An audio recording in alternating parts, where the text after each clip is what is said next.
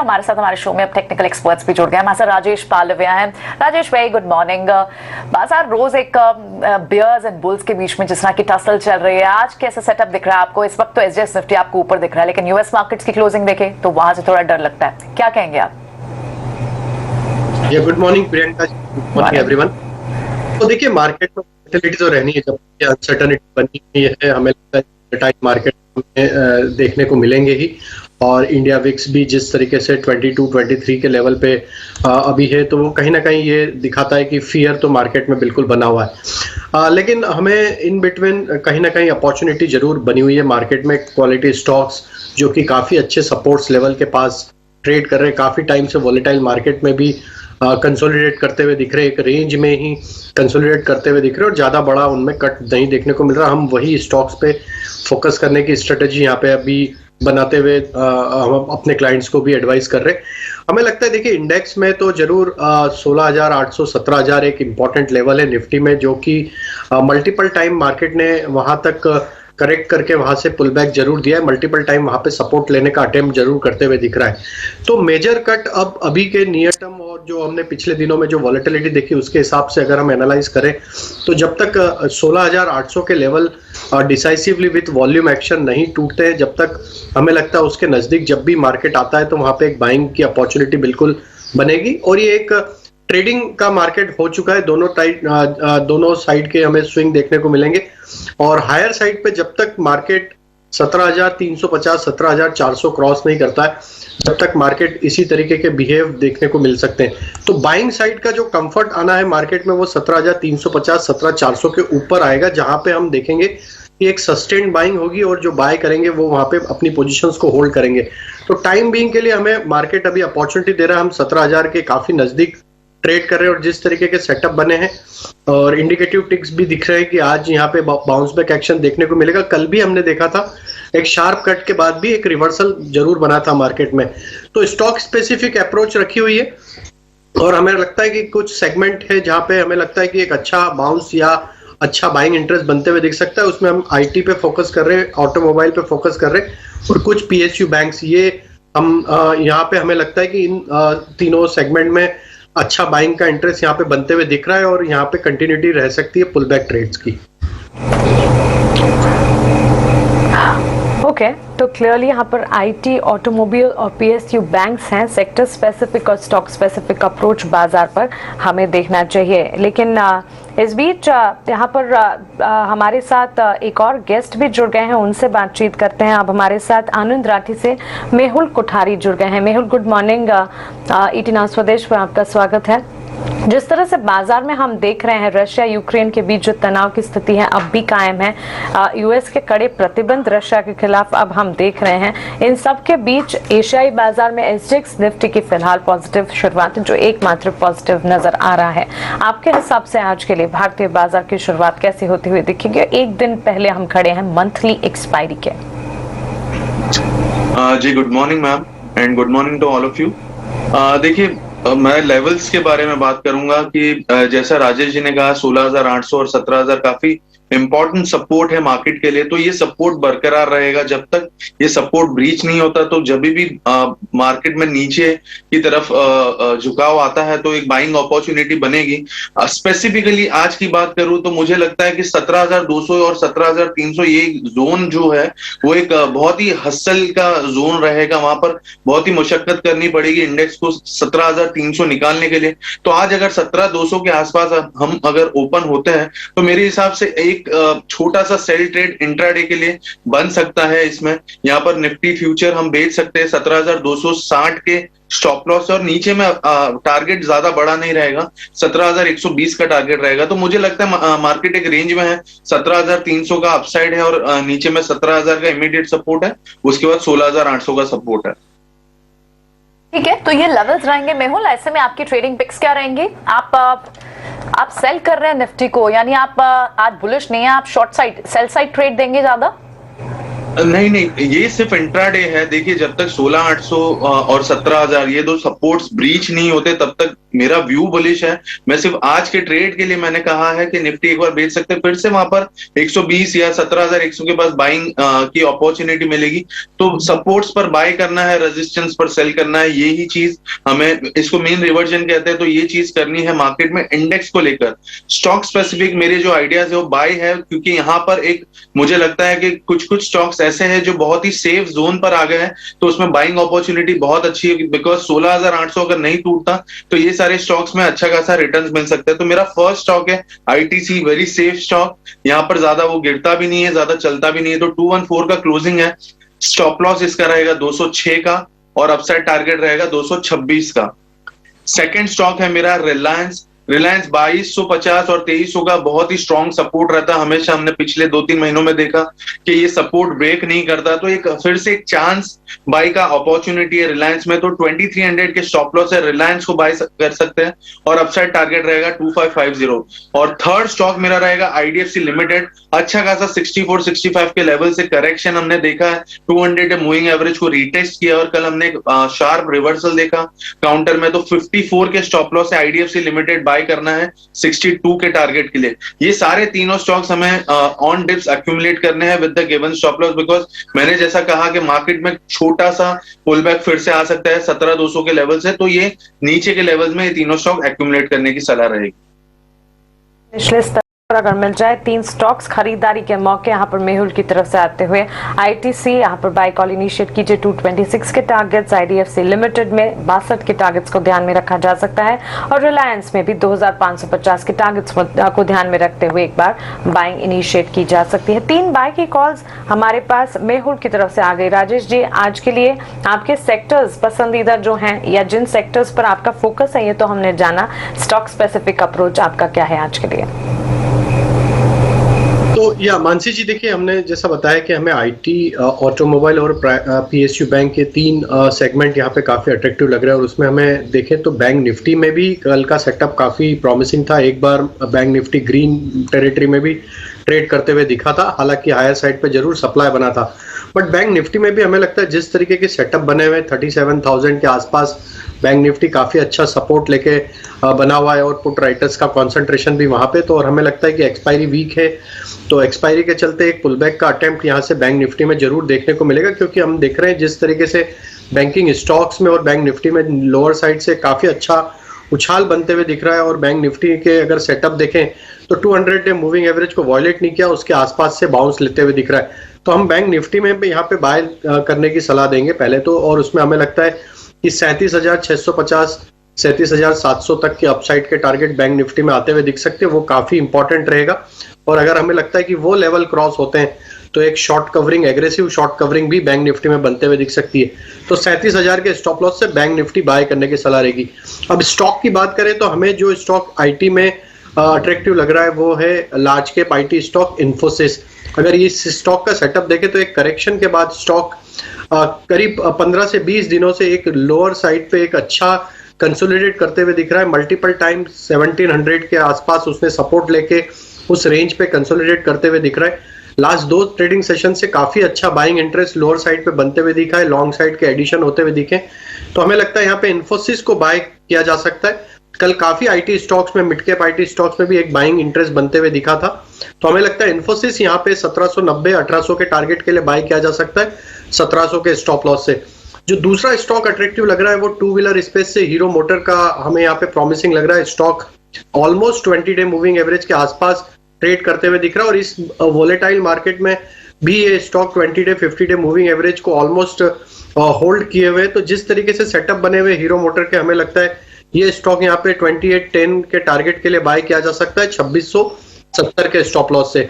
और जो तीसरा स्टॉक हमें अट्रैक्टिव लग रहा है वो है पीएसयू बैंक से, बैंक ऑफ बड़ौदा का। बैंक ऑफ बड़ौदा में भी देखें तो स्टॉक में जिस तरीके से हमने पिछले महीने में जिस तरीके से ब्रेकआउट देखा था, ये करेक्शन में ऑलमोस्ट वो ब्रेकआउट लेवल को होल्ड करके वहां से पुल बैक देते हुए दिखा है। तो ये 103 के ऊपर अब स्टॉक वापस से सस्टेन करते हुए दिख रहा है। हमें लगता है बैंक ऑफ बड़ौदा यहाँ पे बाय किया जा सकता है 111 के टारगेट के लिए, 100 रुपए का स्टॉप लॉस सजेस्ट करेंगे।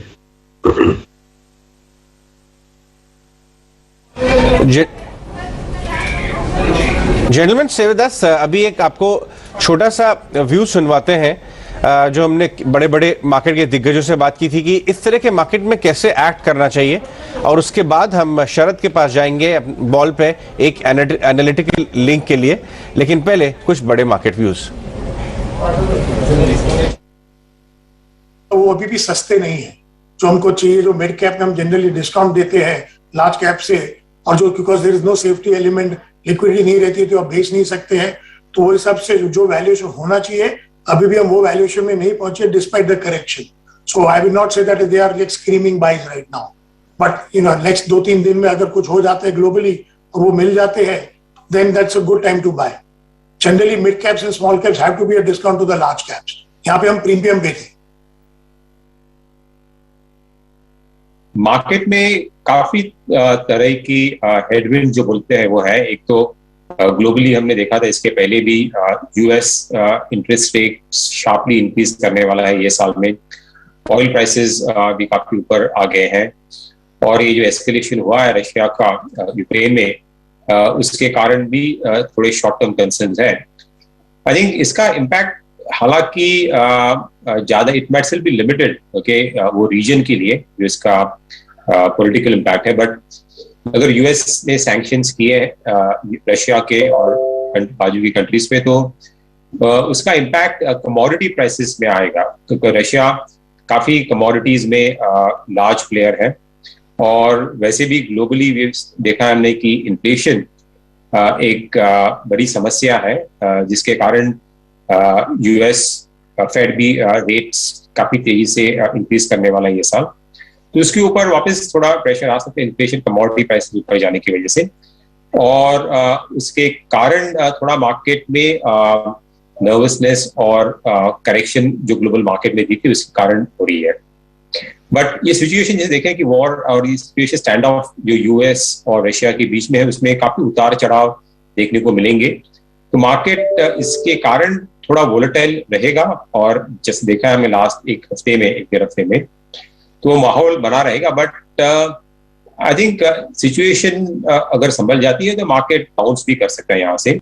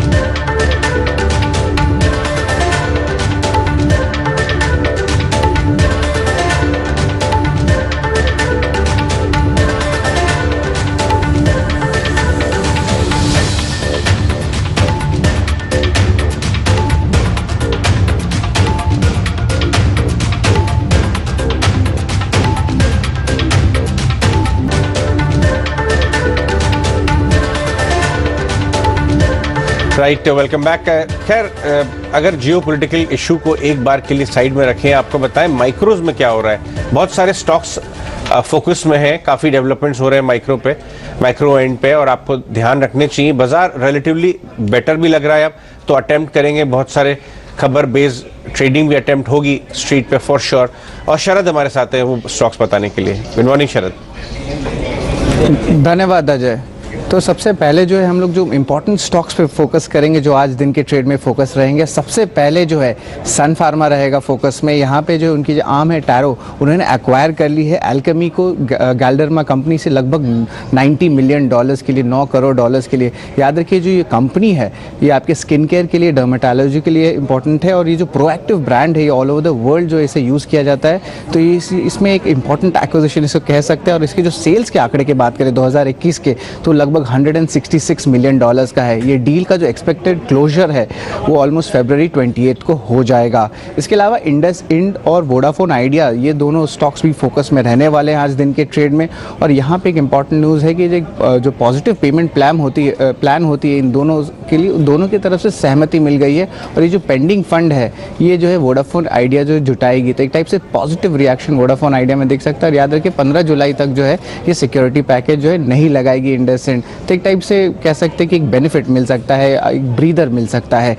अब बात करते हैं मेट्रोपोलिस हेल्थकेयर की। ये स्टॉक ने हमने कहा था कि पहले ही आइडेंटिफाई किया था, ये स्टॉक लगभग 40% अपने 52 वीक हाई से उससे ज़्यादा डिग्रोथ दिखाई है और तीसरे तिमाही में भी जो है प्रेशर देखने मिला था। यहाँ पे प्रमोटर्स जो है 18 से लेकर 21 फरवरी तक लगभग 1.5 लाख शेयर्स खरीदे हैं।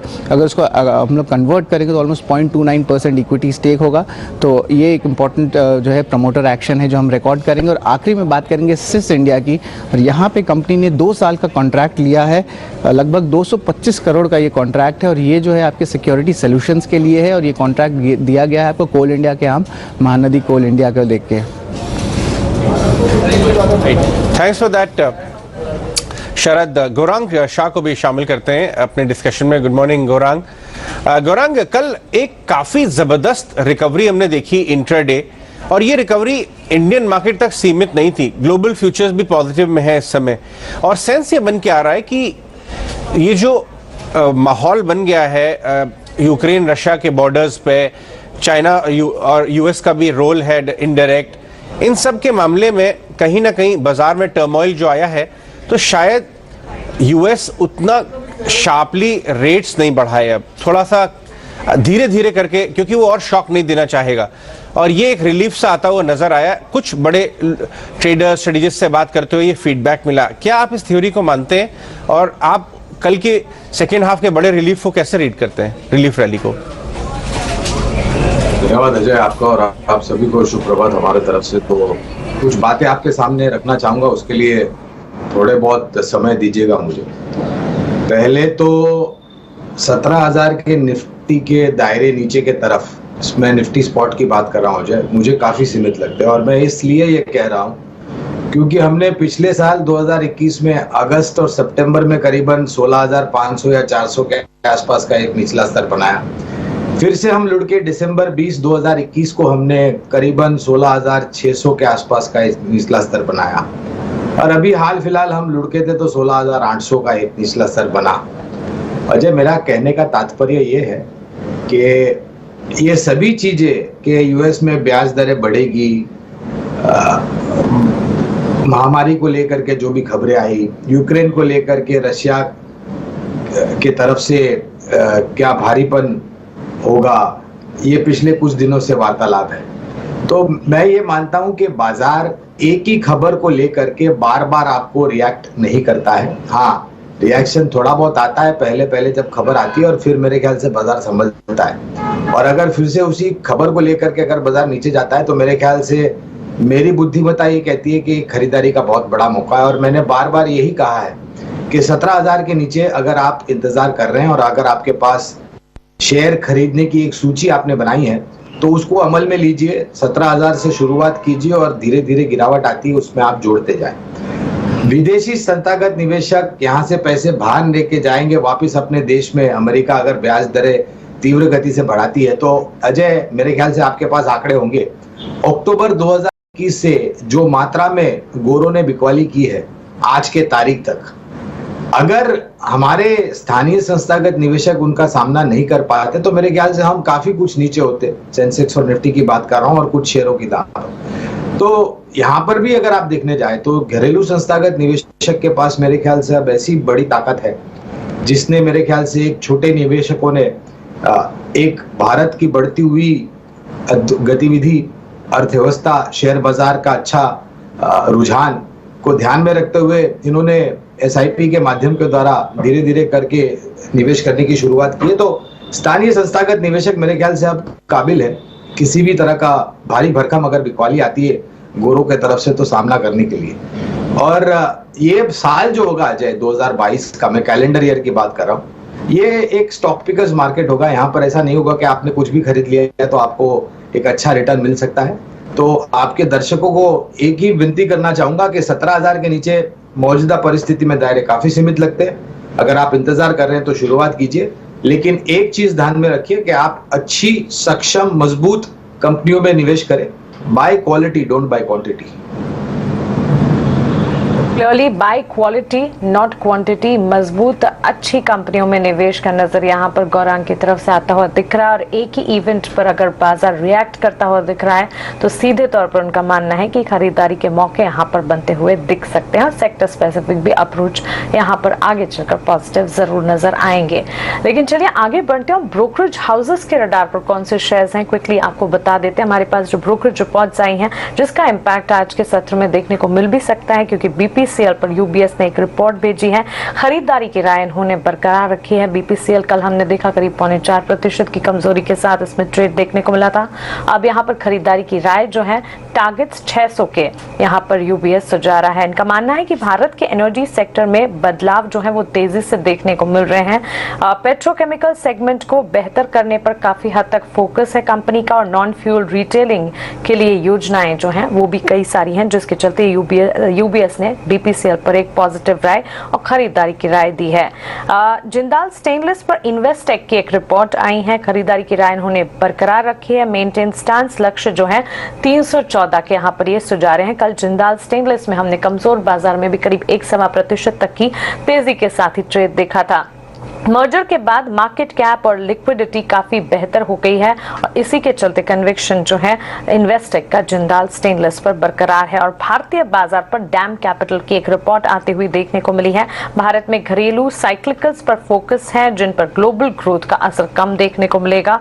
साथ ही डोमेस्टिक रिटेल ग्रोथ यहाँ पर बैंक्स पर आधारित रहेंगी। काफी हद तक लिक्विडिटी कंसर्न्स जो है वो इसी पर आधारित रहेगी। और ऑटो कंपनियां चिप शॉर्टेज से उभरती हुई नजर आती हुई देखने को मिलेगी। तो क्लियरली यहाँ पर डैम कैपिटल की भारतीय बाजार पर पॉजिटिव रिपोर्ट है। एक्सपर्ट्स का भी मानना है कि करंट सिचुएशन को देखते हुए on A short term period भारतीय बाजार में खरीदारी के मौके कई सारे हैं जिसका भरपूर फायदा उठाना चाहिए। लेकिन यहाँ पर जिस तरह से रशिया और यूक्रेन के बीच टेंशंस एस्केलेट होती हुई दिख रही, एक बड़ा सवाल ये है कि इसका असर इकोनॉमी पर कैसा पड़ता हुआ दिखेगा, ट्रेड्स पर कैसा पड़ता हुआ दिखेगा, कमोडिटीज पर इसका इम्पैक्ट कैसा पड़ेगा, भारत का यूक्रेन और रूस के साथ कितना ट्रेड है, इस पर विस्तार से हमें जानकारी मिलनी चाहिए। और जानकारी लेकर शरद हमारे साथ जुड़ गए हैं। शरद बताएं, ट्रेड के लिहाज से पूरी सिचुएशन कितनी बड़ी होती हुई दिख सकती है भारत के लिए?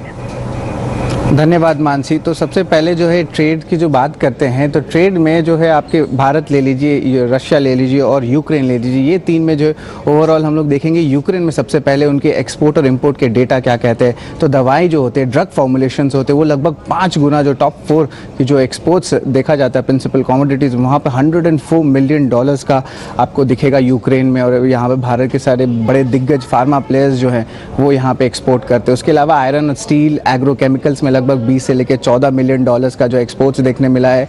और जो यूक्रेन का जो इंपोर्ट्स के लेवल्स के बारे में बात करें तो यहाँ पे सबसे बड़ा आंकड़ा है आपका स्पेशली जो रहेगा वो रहेगा $1,371 मिलियन का जो है वो वेजिटेबल ऑयल्स है, तो वो बहुत इंपॉर्टेंट रहेगा। फर्टिलाइजर और ऑर्गेनिक केमिकल्स में भी जो है आप देख सकते हैं कि एक अच्छी जो मतलब 35 से लेकर $28 मिलियन तक ग्रोथ देखने मिलेगा। भारत और रूस का जो इंपॉर्टेंट ट्रेड है, ये इंपॉर्टेंट डेटा है। एक्सपोर्ट्स देखेंगे तो लगभग 36% का ग्रोथ ऑलरेडी इस साल दिखा दिया है और इंपोर्ट्स में भी 81% का ग्रोथ देखने मिला है।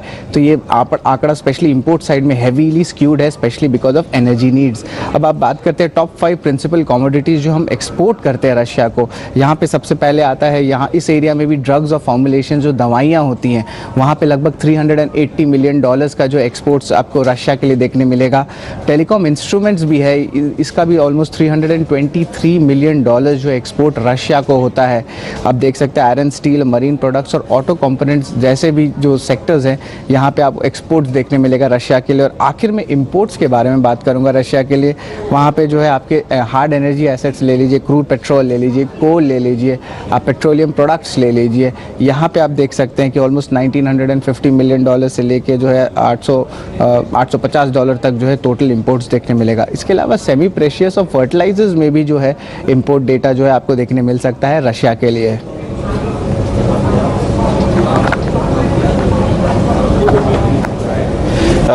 All right, thanks very much for that. Gaurang के पास वापस जाते हैं। गौरांग, आपने अच्छा एनालिसिस दिया कि क्यों आपको बहुत ज़्यादा शार्प फॉल इन स्तरों से नहीं लगती है और अच्छी क्वालिटी स्टॉक्स लेने चाहिए। कुछ आप अपने ब्रोकरेज हाउस से बता सकते हैं कि आपने लास्ट एक आध हफ्ते में कौन से स्टॉक्स पे दोबारा रिविजिट किया, फंडामेंटली अपने क्लाइंट्स को आपने रेकमेंड करना शुरू कर दिया to be bought in a phased manner? Ajay, कल ही हमने एक सूची बुनियादी तर्क के आधार पर जो होती है, कल सुबह प्रातः बाजार खुलने से पहले हमने राय दी थी कि खरीदारी करें, और खरीदारी की सिर्फ राय ही नहीं दी थी, हमने एक सूची भी सामने रखी थी, करीबन 10 या 15 शेयर्स अलग अलग क्षेत्र से। तो आपको, आपकी अनुमति से क्षेत्र के आधार पर 2-2, 3-3 शेयर मैं बताना चाहूंगा आपके दर्शकों की सहूलियत के लिए। तो आईटी में टीसीएस और माइंडट्री पसंद आता है। बैंक्स में एक निजी क्षेत्र की दिग्गज बैंक और एक सरकारी बैंक, आईसीआईसीआई बैंक और एसबीआई। एनबीएफसीज में बजाज फाइनेंस और श्रीराम ट्रांसपोर्ट फाइनेंस। एचयूएल और टाटा कंज्यूमर प्रोडक्ट एफएमसीजी क्षेत्र से। ऑटोज में कई सारे नाम पसंद आते हैं, क्योंकि दोपहिया, चौपहिया, कमर्शियल व्हीकल, ट्रैक्टर वगैरह अलग अलग भाग होते हैं ऑटो क्षेत्र के। तो चौपहिया वाहनों में टाटा मोटर और एमएनएम। दोपहिया यानी कि टू व्हीलर्स में पसंद आता है टीवीएस मोटर्स और बजाज ऑटो। अशोक लेलैंड और एस्कॉट्स, ये 2 नाम होंगे कमर्शियल व्हीकल और एग्री इक्विपमेंट और ट्रैक्टर्स में से। टाटा स्टील और हिंडाल्को, ये आता है धातु क्षेत्र में से पसंद। और अगर सीमेंट क्षेत्र से मुझे एक दिग्गज और एक मझौली कंपनी चुननी है, तो दिग्गज होगा अल्ट्राटेक, क्योंकि क्षमता विस्तार जिस तरीके से उनके पास है उत्पादन करने की, और दूसरा नाम होगा रैमको सीमेंट।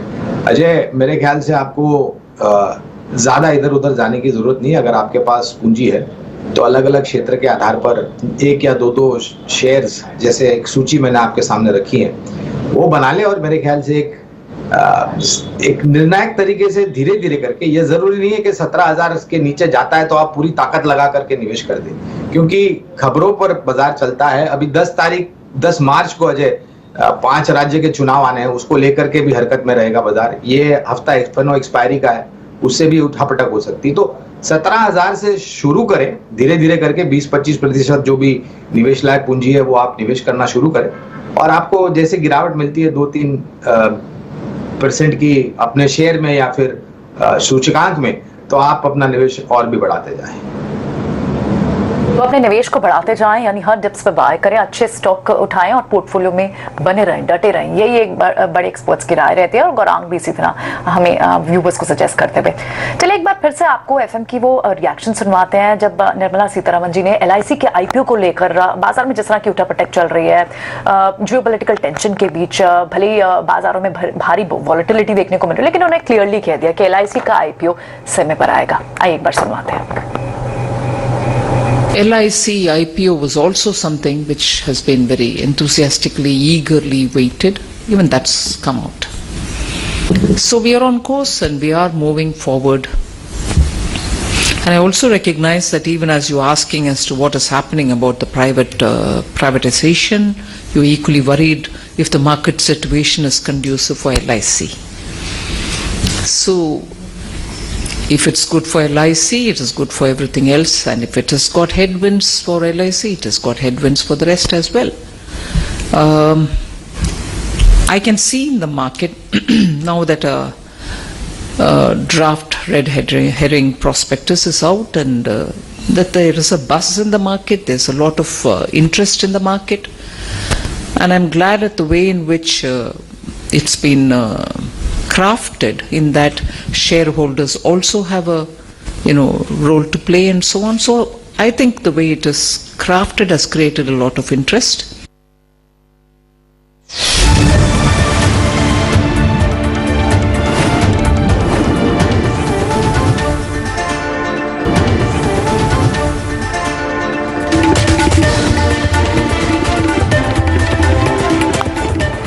ब्रेक के बाद एक बार फिर आपका स्वागत है। चलिए, तो आज की ट्रेड सेटअप में कौन कौन से सेक्टर्स और स्टॉक्स पर फोकस होना चाहिए, खबरों वाले शेयर हमने आपको बताया। एक और स्पेस, शुगर स्पेस, जहां से निकल के ये कुछ खबरें आ रही हैं कि शायद कुछ एक्सपोर्टर्स अपनी डील्स कैंसिल करेंगे क्योंकि because of the low global prices. तो शुगर स्पेस पे आज कैसा इंपैक्ट पड़ सकता है, एक बार राजेश से समझ लेते हैं। राजेश, अगर आप इस स्पेस को ट्रैक कर रहे हो तो माइक्रो फ्रंट पे और क्या क्या डेवलपमेंट्स हो सकती हैं शुगर स्पेस से, आपको क्या समझ आता है? तो देखिए प्रियंका जी, हमने पिछले कुछ हफ्तों में काफ़ी बड़ा रैली देखने के बाद एक करेक्शन जरूर सारे शुगर स्पेस में बनते हुए दिखा है। जिस तरीके से सारे स्टॉक्स में एक करेक्शन हमने कुछ महीनों कुछ हफ्तों में देखा है, हमें लगता है। लेकिन अभी भी अगर ओवरऑल सेटअप देखें तो सभी स्टॉक्स का सेटअप लॉन्ग टर्म सेटअप के हिसाब से बुलिश जोन में बना हुआ है। हमें लगता है कि ये डिप्स जो मिल रही है ये एक अपॉर्चुनिटी होगी शुगर स्पेस में बाय करने के लिए। और इसमें हमारी प्रिफर्ड पिक जो है वो है बलरामपुर चीनी। जिस तरीके से बलरामपुर चीनी का सेटअप बना हुआ है, हमें लगता है ये 390 385 ये काफ़ी अच्छा लेवल रहेगा। अगर ये करेक्शन में इसके आसपास मिलता है तो ये यहाँ पे बाय किया जा सकता है। और हमें लगता है जिस तरीके से इसके लॉन्ग टर्म सेटअप बने हुए स्टॉक में, हम यहाँ से लॉन्ग टर्म में टारगेट एक्सपेक्ट कर रहे हैं करीब 450 से 460 तक का। तो बलरामपुर चीनी को यहाँ पे फोकस में रखा जा सकता है। डिप्स में अगर ये अवेलेबल होता है 390 385 के जोन में तो एक बाइंग अपॉर्चुनिटी होगी। तो क्लियरली बलरामपुर चीनी में अगर डिप्स में अगर मिल जाता है तो एक बाइंग अपॉर्चुनिटी बनती हुई दिख सकती है। करीब 1.5% की तेजी कल के सत्र में 397 के लेवल्स पर स्टॉक ने दिखाई। करीब 1.5 मिनट बचे हैं बाजार के खुलने में और इससे ठीक पहले कुछ स्टॉक स्पेसिफिक न्यूज अपडेट्स जो हैं उस पर एक्सपर्ट्स राय देते हैं। Mehul, metropolis health care particularly diagnostic space पर आपका नजरिया जानना है और उसमें भी मेट्रोपोलिस हेल्थ केयर, क्योंकि नोटिसेबल प्रमोटर बाइंग की खबरें यहां पर आती हुई दिख रही हैं। कल के सत्र में करीब 3% की बढ़त थी 2041 के लेवल्स पर। यहां पर आपकी राय क्या होगी? देखिए प्रियंका, ये काउंटर बहुत ही ज्यादा ओवरसोल्ड है अगर मैं इसको चार्ट्स पर देख रहा हूं तो। और दूसरी बात, इसने लॉन्ग टर्म मूविंग एवरेज पे सपोर्ट भी ले लिया है। तो ये जो 2000 का लेवल है यहाँ पर एक बार के लिए बाउंस बाय बन सकता है। मुझे लगता है कि 2200 तक के बाउंस ये काउंटर में देखने को मिल सकते हैं, बजाय कि एक स्टॉप लॉस जो रहेगा इसका 1900 का रहेगा। 1900 के स्टॉप लॉस एक बार बाय कर सकते हैं for an relief rally of 2200 to 2250 तक की। Right, gentleman stay with us. एक और आपको बहुत ही इंटरेस्टिंग एनालिटिकल लिंक लेके आते हैं। हमारे कोलीग जयेश खिलानी हमारे साथ जुड़ रहे हैं हमारी वॉल से, और उन्होंने एक डेटा निकाला है और अपने व्यूअर्स को ये बताना चाहेंगे कि 200 डे मूविंग एवरेज जो positional traders, short term traders बहुत क्लोजली मॉनिटर करते हैं, वो क्यों इंपॉर्टेंट होता है इतना।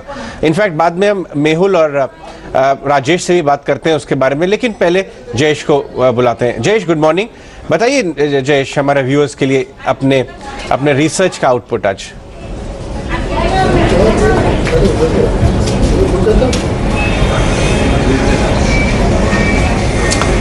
ओके, आई थिंक कुछ टेक्निकल ग्लिच आ गया है। हम जयेश के पास एक ही मिनट में उसको रेक्टिफाई करके जाएंगे। मेहुल, जो बात हम कर रहे थे कि 200 डे मूविंग एवरेज उसके आसपास से आके अक्सर की इंडस्ट्रीज सपोर्ट लेती हैं, वहां से बाइंग देखती हैं। आपका क्या व्यू है? आप तो चार्ट्स पे दिन रात काम करते हैं। 200 डे मूविंग एवरेज पे आप क्या इंपॉर्टेंस लगता है आपको? अजय, कैसा है 200 डे मूविंग एवरेज काफी सब्जेक्टिव है। अब कुछ लोग उसको SMA यूज करते हैं, कोई लोग EMA यूज करते हैं। अगर मेरी बात करूं तो मैं दोनों लगा के रखता हूं चार्ट पर। तो पहला बात तो इसका इम्पैक्ट क्या होता है। देखिए, इसके नीचे सिर्फ जाने से काउंटर हो या इंडेक्स हो, इसके नीचे सिर्फ जाने से ऐसा नहीं हो जाता कि बैड जोन में चला गया। मेरे हिसाब से, अगर मेरे एक्सपीरियंस के हिसाब से मैं कहूं तो तकरीबन 1-2 हफ्ता अगर काउंटर रहता है तो कुछ हम बैरिश इंप्लीकेशन बोल सकते हैं कि हाँ चलो ये कंटिन्यू नीचे रह रहा है तो यहाँ पर अपसाइड आ ही नहीं पा रहा है, वापस से रेक्टिफाई अपने आप को नहीं कर पा रहा, तो कुछ तो सीरियस प्रॉब्लम है काउंटर में या इंडेक्स में, तब जाकर इसको हम बैरिश कहते हैं। बिकॉज आप देखिए बहुत बार ऐसा होता है, निफ्टी को ले लो या बैंक निफ्टी को ले लो या कोई स्टॉक ले लो, 200 दिन के एवरेज के नीचे एक बार जाता है, बट कुछ दिनों बाद फिर से वो उसके ऊपर आ जाता है, अपने आप को रेक्टिफाई कर लेता है और फिर से अप ट्रेंड में चले जाता है। तो मेरे हिसाब से सिर्फ ब्रीच होना इज नॉट नेसेसरी। थोड़ा बहुत सस्टेन करता है, नीचे हो या ऊपर की तरफ हो, then only we have to go for that signal, चाहे वो बुलिश हो या बेरिश हो।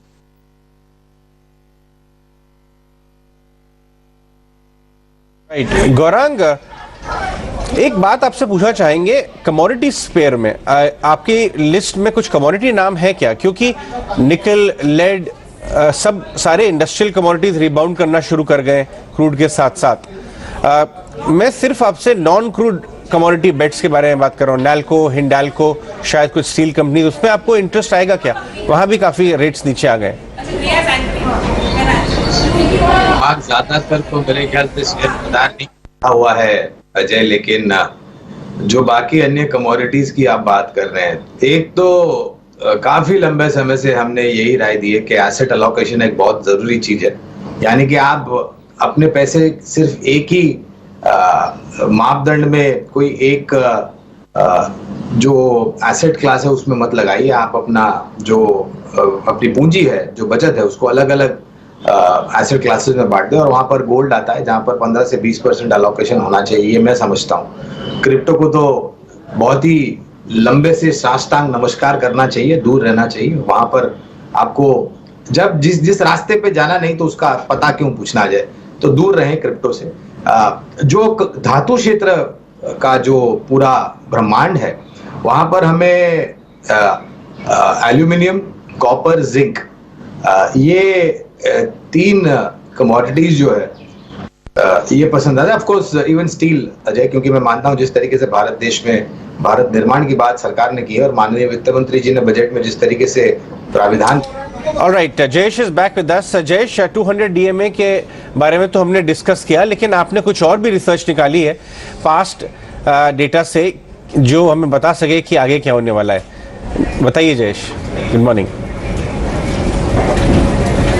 तो अजय, जैसे कि आपने देखा कि जो अभी रशिया और यूक्रेन का जो कॉन्फ्लिक्ट चल रहा है, वैसे हिस्ट्री में काफ़ी बार ऐसा हुआ है कि जियोपॉलिटिकल टेंशन्स हुए हैं, तो उसमें काफ़ी इंपॉर्टेंट रहा है ये ट्रैक करने के लिए कि मेजर एसेट क्लासेस जो है, जैसे कि क्रूड हो गया, गोल्ड हो गया या डॉलर इंडेक्स की मूवमेंट हो गई, वो किस तरीके से हुई है। तो हमने क्या किया है, 1990 से लेके आज तक का जितने भी जियोपॉलिटिकल टेंशन्स हुए हैं उसमें हमने मैप आउट किया है कि सेंसेक्स का रिटर्न कैसा रहा है, डाउ जोन्स का रिटर्न कैसा रहा है, क्रूड ऑयल का रिटर्न कैसा रहा है, गोल्ड और डॉलर इंडेक्स का भी रिटर्न कैसा रहा है।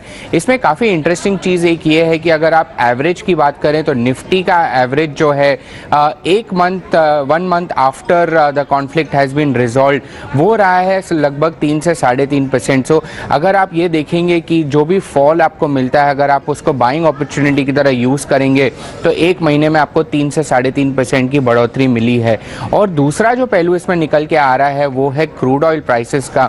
जब भी हम देखते हैं कि कोई जियोपॉलिटिकल टेंशन या वॉर जैसा सिनेरियो होता है तो काफ़ी बार ऐसा होता है कि क्रूड ऑयल प्राइसेस में काफ़ी बड़ा जंप देखने को मिला है। और एवरेज रिटर्न जो है इसमें ये 12 इंस्टेंसेस कुछ हमने मैप किए हैं, उसमें भी एवरेज रिटर्न जो है लगभग 3-3.5% का रहा है। और सारे एसेट क्लासेस, अगर मैं Sensex, Dow Jones, crude oil और गोल्ड की बात करूं तो इन्होंने पॉजिटिव रिटर्न दिया है 1 महीने बाद कॉन्फ्लिक्ट के। डॉलर इंडेक्स को छोड़ के जिसमें एवरेज रिटर्न -0.5% रहा है।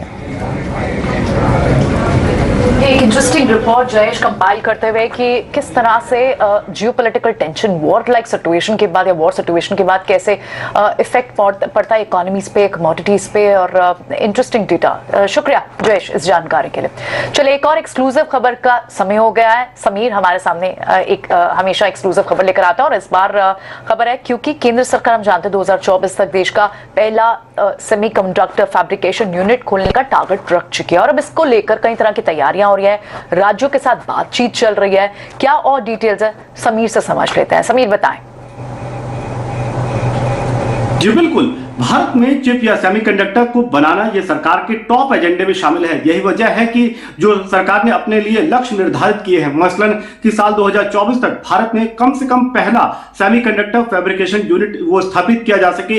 यही नहीं, अगले 3 से 4 सालों में 5 से 10 कंपनियां भारत में वो चिप बनाए, सेमीकंडक्टर बनाए भारत में। तो इस तरीके के ऊंचे लक्ष्य सरकार ने अपने लिए निर्धारित किए हैं और इन लक्ष्यों को हासिल करने के लिए सरकार ने कई कदम बढ़ाने शुरू कर दिए हैं। मसलन PLI स्कीम की घोषणा की जा चुकी है, जबकि इसी दिशा में सोमवार को एक अहम बैठक हुई जिसकी अध्यक्षता यूनियन कैबिनेट सेक्रेटरी ने की है। इस बैठक में कॉमर्स मिनिस्टर भी शामिल थे, डीपीआईटी के अधिकारी, नीति आयोग के अधिकारी भी इस बैठक में शामिल रहे। एजेंडा यही था कि किस तरीके से एक ऐसा फ्रेमवर्क तैयार किया जाए जिसमें राज्यों की सहभागिता के साथ में जो सरकार के बड़े लक्ष्य हैं, यानी कि भारत में चिप मैन्युफैक्चरिंग सेटअप करना, इसको जल्द हासिल किया जा सके। सूत्र ये बता रहे हैं कि राज्यों से ये उम्मीद की जाएगी, उन्हें उत्साहित किया जाएगा कि वो आगे आए और जो बेसिक इंफ्रास्ट्रक्चर है वो मुहैया कराएं। मसलन जमीन है, अनइंटरप्टेड पावर है, बिजली की आपूर्ति सही हो, जो लेबर लॉज हैं राज्यों में वो भी काफी माकूल हों, इसके अलावा जो इंसेंटिव्स राज्य देते हैं वो भी काफी पॉजिटिव हों, ताकि राज्यों को इसका फायदा मिले। मैन्युफैक्चरिंग यूनिट अगर उनके राज्य में आती हैं तो उसका एक बड़ा आर्थिक फायदा राज्यों को भी मिलेगा।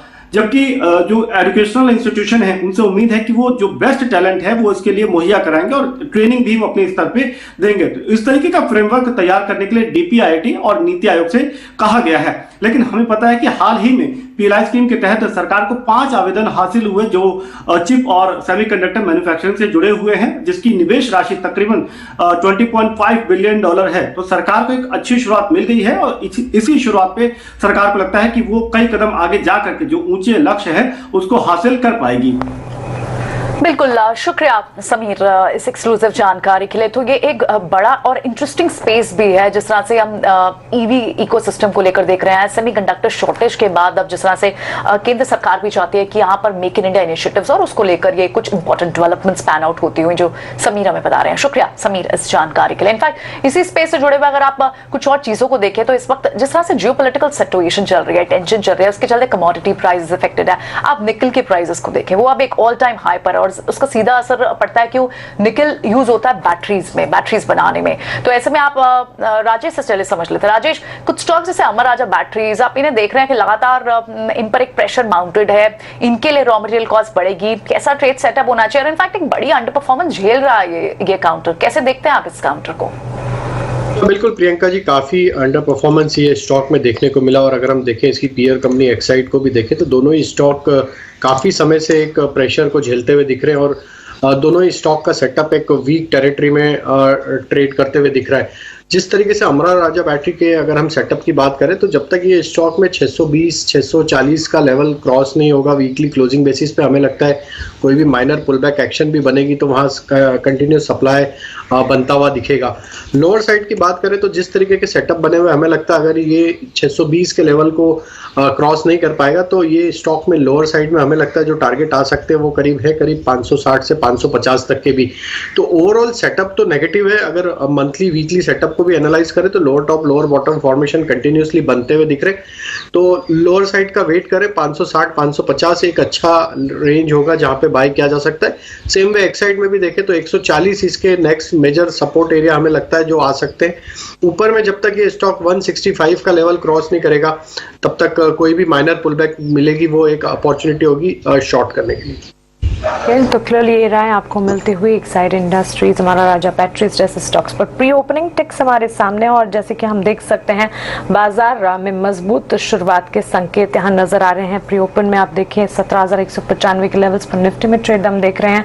सेंसेक्स भी आप देखेंगे हरे निशान के साथ खुलने के संकेत यहाँ पर मिलते हुए 57,617 के लेवल्स पर फिलहाल। यहाँ पर बैंक निफ्टी 37,628 के स्तर पर 256 अंकों की तेजी यहाँ पर बनती हुई क्लियरली देखने को मिल रही है। तो जैसे आज सुबह ही हम देख रहे थे एशियाई बाजार के संकेत जिस तरह से देखने को मिल रहे थे, तब भी हमने आपको बताया था कि बाजार कल जितना प्रेशर झेल रहा था उतना आज शायद ना झेले। गौरांग जी, प्री ओपन लेवल्स हमारे सामने हैं, बाजार की शुरुआत में बस 4 मिनट का वक्त है। कुछ लेवल्स आपके हिसाब से क्या लगता है शुरुआत कैसी होती हुई दिखेगी? Mansi this side, good morning. नमस्कार मानसी, आपको भी शुभ प्रभात हमारे तरफ से। और एक अरसे बाद आपसे फिर से बात हो रही है। तो मेरा ये मानना है कि नीचे की तरफ 16,800 ये निफ्टी की स्पॉट की मैं बात कर रहा हूँ नीचे की तरफ, और ऊपर की तरफ 17,300 और 17,400 ये एक दायरा होगा जिसके भीतर कामकाज करेगा। और जैसे जैसे हम एक्सपायरी के पास और नजदीक जाएंगे वैसे मेरे ख्याल से जो उठापटक जिसे हम वोलेटिलिटी कहते हैं मानसी, वो थोड़ी बहुत और हावी हो सकती है। लेकिन तत्पश्चात थोड़ा बहुत संभल सकता है बाजार। 10 मार्च तक जरूरी है कि आप थोड़ी बहुत सावधानी रख करके काम करें, और गिरावट आती है तो जैसे मैंने बताया खरीदारी करें।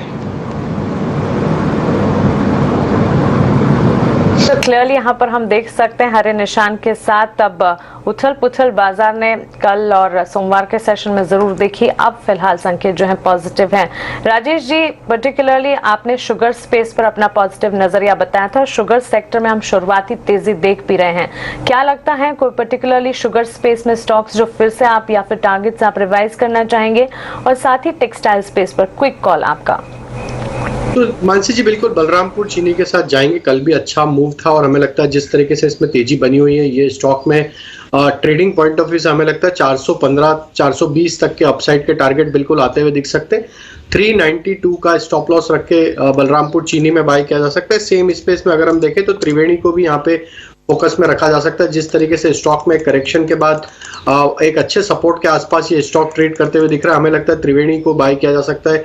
अपसाइड में हमें लगता है वापस स्टॉक में 270 275 तक की अपसाइड आते हुए दिख सकती है, तो ये स्टॉक भी 248 के स्टॉप लॉस से बाय किया जा सकता है।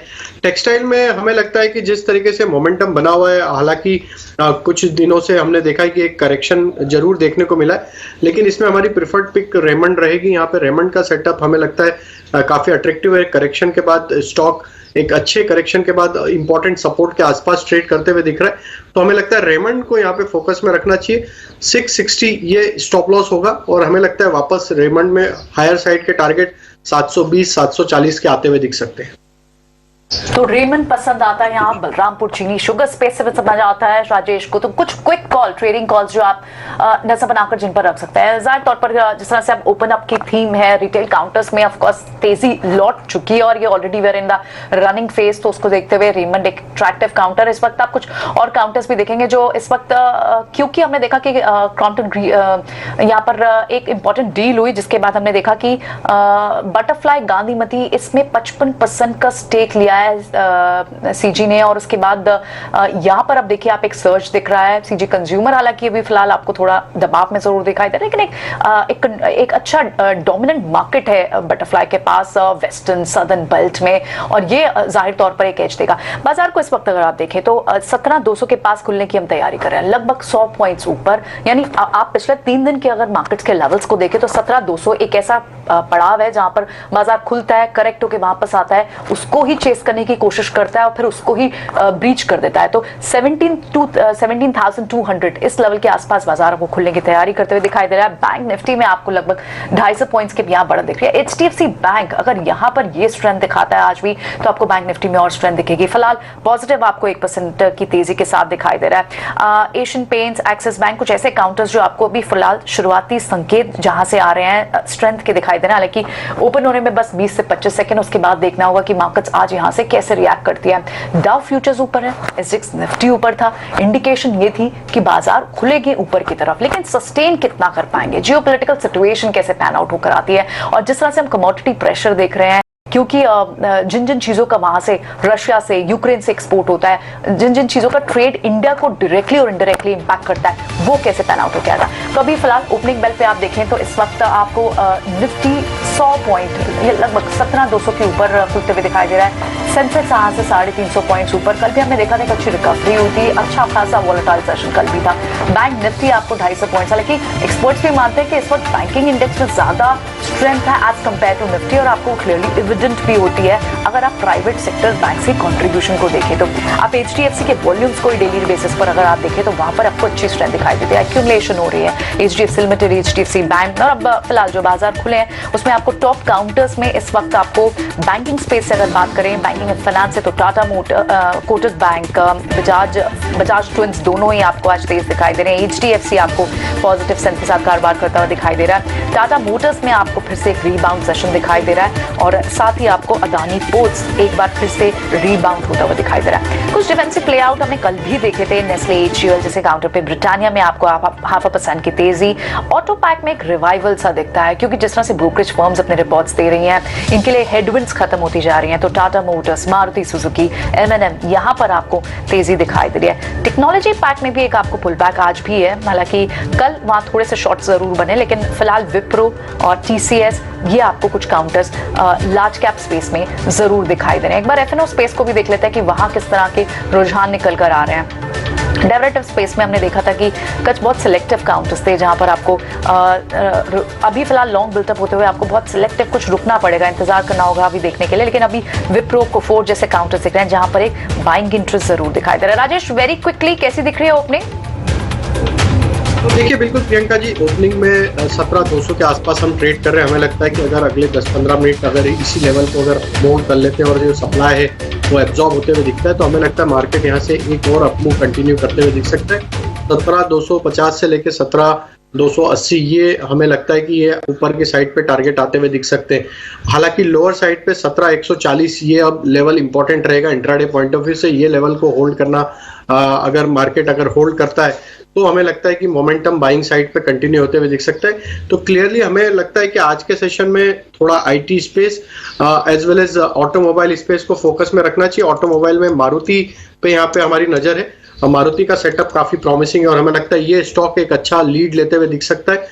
8800 से 8850 तक की अपसाइड के टारगेट हम एक्सपेक्ट कर रहे हैं मारुति में। करंट लेवल से 8640 ये स्टॉप लॉस होगा। यहाँ पर ऑटोमोबाइल स्पेस, आईटी स्पेस पर नजर है और सेक्टर स्पेसिफिक अगर बाजार को समझेंगे तो तमाम सेक्टर्स, तमाम पॉकेट्स में हरे निशान के साथ इस वक्त ट्रेड, हर तरफ खरीदारी ही खरीदारी देखने को मिलेगी। बेहतरीन शुरुआत के साथ यहाँ पर, क्योंकि पिछले 2 ट्रेडिंग सेशन से हमने वॉलेटाइल ट्रेड्स देखे हैं, इस तेजी को बिल्कुल समझना चाहिए एक तेजी और अच्छी शुरुआत के लिहाज से। सबसे ज्यादा अगर तेजी हम देख रहे हैं आईटी स्पेस में, आप देखेंगे निफ्टी आईटी इंडेक्स करीब 236 पॉइंट्स की तेजी दिखाते हुए, इसके ठीक पीछे एफएमसीजी स्पेस में भी अच्छी तेजी के बीच ही कामकाज देखने को मिल रहा है। फार्मास्यूटिकल इंडेक्स, मेटल, साथ ही पीएसयू बैंक और निजी बैंक क्षेत्र की तरफ से भी अभी फिलहाल तेजी के साथ ही ट्रेड देखने को मिल रहा है। गौरांग जी, जिस तरह से हम देख रहे हैं मेटल पैक कमजोर बाजार जब कल थे तब भी एल्यूमिनियम में हमने पर्टिकुलरली तेजी देखी। जियोपॉलिटिकल टेंशंस का एक पॉजिटिव इंपैक्ट है जो कि हिंडाल्को, नाल्को जैसे स्टॉक्स पर नजर आ रहा है। आज का ट्रेडिंग सेटअप पॉजिटिव खुलता दिख रहा है, पर्टिकुलरली एल्यूमिनियम स्पेस पर आपका नजरिया क्या है? तो मानसी, मैं ये मानता हूँ सिर्फ ये यूक्रेन और रशिया के बीच में जो भी हो रहा है विवाद, उसको लेकर के नहीं, लेकिन चाइना से भी जो खबरें आती हैं वो भी अपना रुझान जो है वो धातु क्षेत्र के अलग अलग जो कमोडिटीज है उसके ऊपर आते हुए दिखेंगे। लेकिन जैसे मैंने जिक्र किया कि एल्यूमिनियम, जिंक और कॉपर, ये 3 जो कमोडिटीज हैं जो धातु क्षेत्र से जुड़ी हुई हैं, उस पर मुझे लग रहा है कि आपको नज़र रखनी चाहिए और उस संबंधित जो भी कंपनियां उस क्षेत्र से जुड़े, मिसाल के तौर पर हिंडाल्को हो गया, वेदांता हो गया, ये दोनों कंपनियां पसंद आती हैं। और अगर दोनों में से एक अगर मानसी मुझे चुननी हो लंबी अवधि के लिए बुनियादी तर्क के आधार पर निवेश करने के लिए, तो मैं हिंडाल्को को ज़्यादा तवज्जो दूंगा, अहमियत दूंगा। और मुझे और डिस्क्लोजर ये भी है मानसी कि हमारी कंपनी जियोजित फाइनेंशियल सर्विसेज की तरफ से खरीदारी की राय भी है हिंडाल्को पर, और लक्ष्य के रूप में मेरे ख्याल से मुझे लग रहा है करीबन 580 से 620 ये लक्ष्य आपको आते हुए दिखेंगे। और ये जो